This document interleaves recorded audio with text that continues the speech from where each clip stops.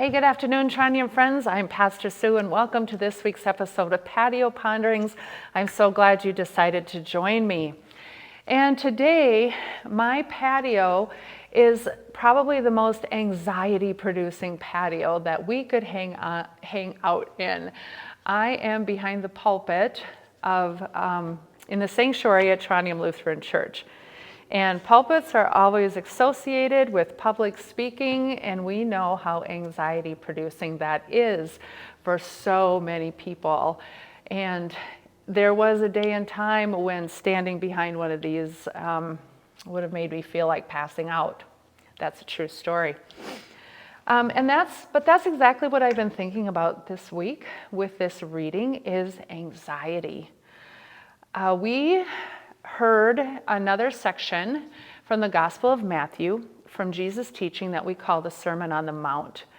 And this is a teaching that kind of gives us a picture of what the kingdom is supposed to be. And so here's the verse that I've been thinking about, or actually it's several verses in here that sound very similar. It's all about this. Don't worry about your life, what you'll eat, or what you'll drink, etc. And we hear this in a couple different forms in this. And I always think of when I hear these verses about not worrying, I can't help but also go back to the letter to the Philippians in chapter 4, which says this: don't be anxious about anything. Rather, bring all your requests to God in your prayers. So with anxiety being such a prevalent mental health diagnosis in our world today, I've been kind of thinking about how we should hear these verses and maybe how we shouldn't hear these verses. I think too often we read things into these verses that we're not supposed to. Let's remember what Jesus is talking about here. Jesus is talking to the community that is God's people. This is an address to the community as a whole. And he is talking to them about relying on God and putting their trust in God for their daily provisions. Okay? So this is far from the anxiety we experience when we are having a mental health episode or some crisis. So let's talk a little bit about anxiety when we are thinking about mental health. First of all, it is incredibly common. Nearly 20% of people have experienced anxiety in the past year. And over the course of our lifetime, 1 in 3 of us will have some bouts with anxiety. The cause of anxiety could be a number of things: stress, trauma, underlying illness, our genetics, drug and alcohol use, medicines that we're taking, and other reasons that we just don't fully understand.